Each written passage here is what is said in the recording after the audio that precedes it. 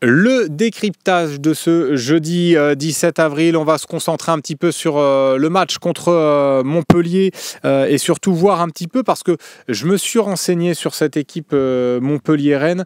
Après, vous pourrez me donner aussi votre compo, la compo que vous aimeriez voir sur ce match-là contre Montpellier, la compo de l'OM. Mais il y a quand même pas mal de blessés dans les rangs montpelliérains. On va faire la liste. Modibo Sagnan, lésion à la cuisse droite, qui s'est blessé contre le SCO d'Angers, qui est sorti sur blessure. Donc ça, c'est un des défenseurs phares de cette équipe-là, si on peut appeler ça phare, mais en tout cas, c'est un des cadres de cette équipe. Maximovic, qui est blessé depuis un moment. Christopher Julien, voilà la liste. Bamo Meïté, qui est suspendu. Enzo Chato, qui ne sera pas de retour non plus sur le couloir droit. Donc là, on va avoir droit à une équipe aussi un petit peu jeune. Delors, qui devrait être dans le groupe, qui serait de retour, qui était absent contre Angers. Mais il va y avoir une équipe très jeune. Je pense que Zoumana Camara, le nouveau coach de Montpellier, à mon avis, va adopter une tactique avec un bloc très bas. Je suis pas loin d'éternuer.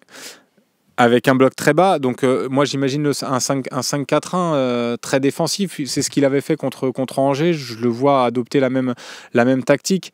Exactement, Icario, je suis d'accord avec toi. Ça sent le 5-4-1 complètement. Je ne sais pas si vous avez vu un petit peu le match contre Angers.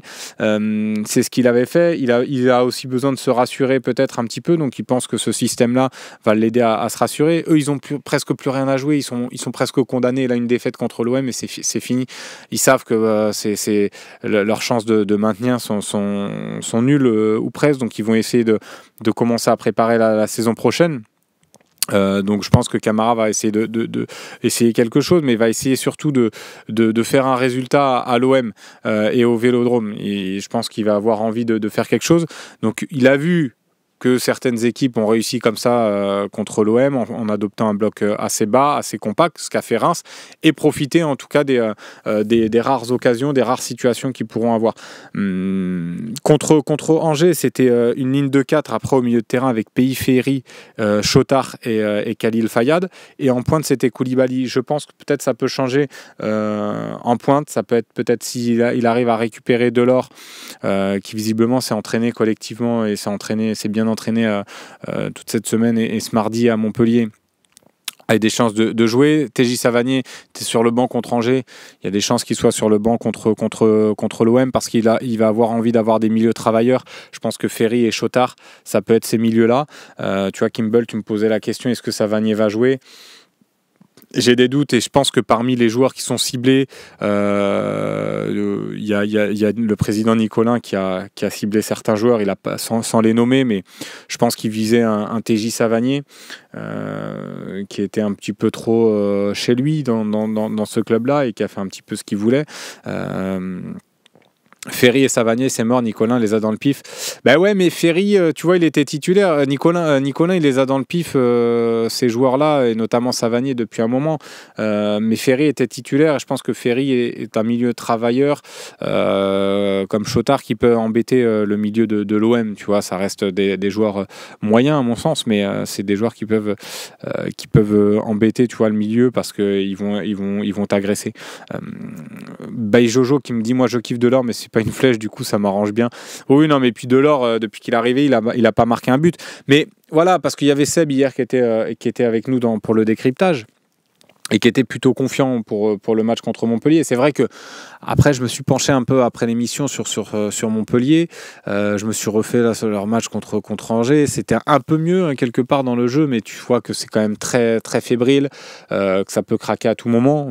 Ils ont d'ailleurs perdu. Puis il y a des jeunes joueurs aussi qui sont pas forcément prêts à endosser un rôle de titulaire. Là, il y a le jeune Ndolo Bié qui peut jouer sur le côté droit. Je pense que ça sera lui d'ailleurs, avec Kouyaté après Omegaric.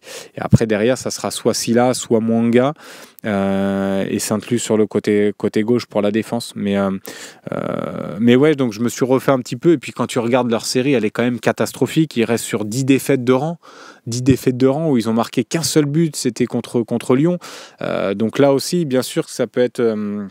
On a l'habitude de dire on relance les morts. C'était le match contre Reims où on a été Reims était sur une mauvaise dynamique, mais Reims avait quand même encore le maintien en ligne de mire, avait quand même des chances de se maintenir. Là, Montpellier, il y a plus rien à jouer presque, donc c'est dur de trouver la motivation aussi. Alors l'OM, ça peut te permettre de trouver la motivation, jouer contre l'OM, mais c'est vrai que là, ce match-là, je ne vais pas te dire que je suis hyper confiant non plus, parce que je me dis, moi, j'ai quand même des réserves là sur la dynamique de l'OM actuellement, mais ce match-là, quand même, il doit pas t'échapper. Il doit pas t'échapper. Ouais, tout à fait, Reims. Mais comme je te dis, Reims avait quand même été dans une mauvaise spirale, mais avait quand même encore cet objectif maintien qui était envisageable. Là, Montpellier, ils ont vraiment perdu tout, la confiance. Et comme le disait tout à l'heure, je sais plus, c'était qui parlait de Ferry, Nicolin, qui avait dans le pif Ferry et Savanier.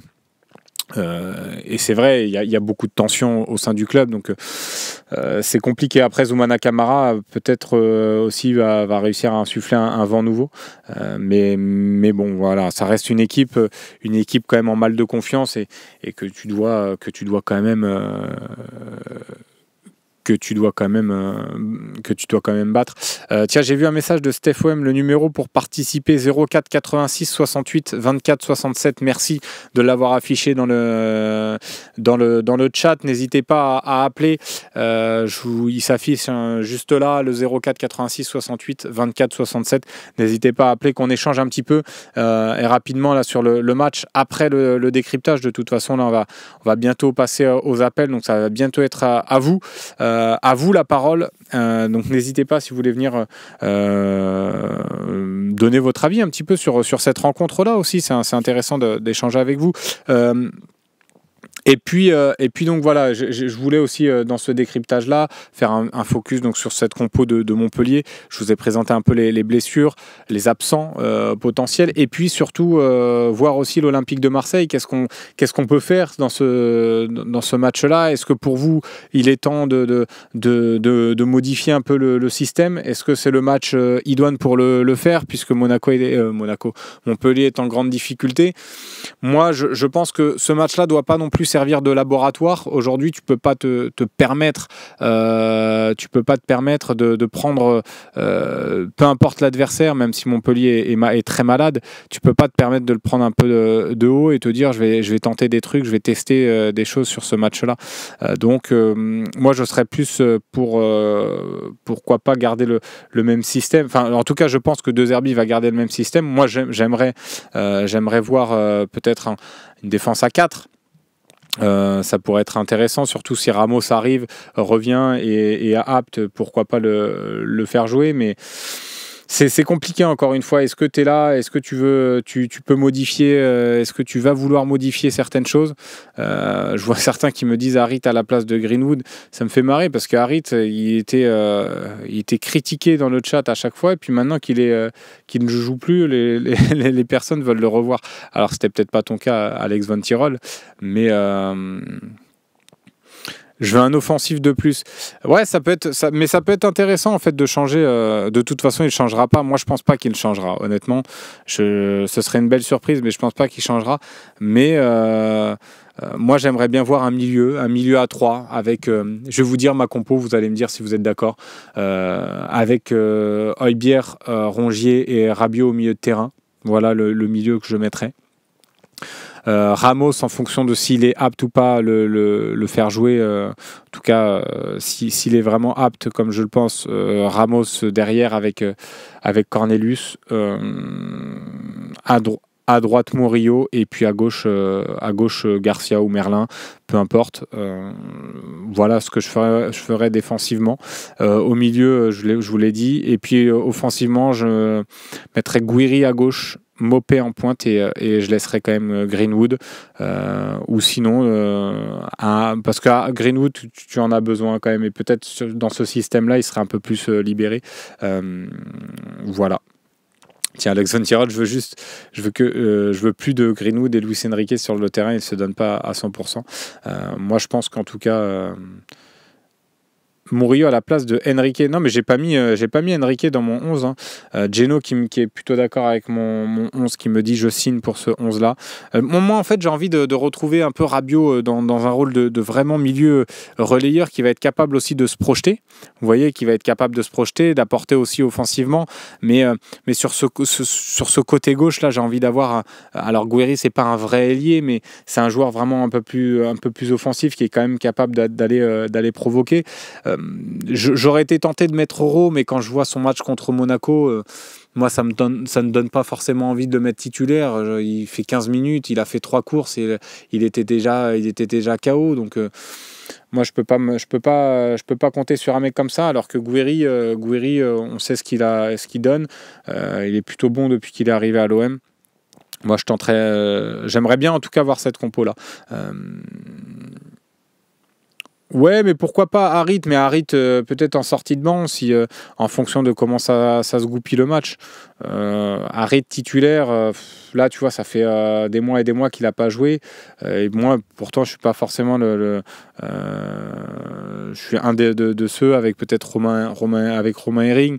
On l'a quand même souvent défendu Harit, sans dire qu'on était amoureux de ce joueur-là non plus, mais on lui trouvait des qualités. Mais là, je pense pas pour le faire débuter. Je trouve que c'est peut-être un peu tôt. Ouais, tu vois, comme le dit Rémi Villa, 7 mois qu'il n'a pas joué le Amine, ça va être compliqué de le mettre en pointe. Ben voilà, donc en tout cas, voilà, c'était un petit peu mon décryptage. On va passer à la seconde pub et puis on passe aux appels.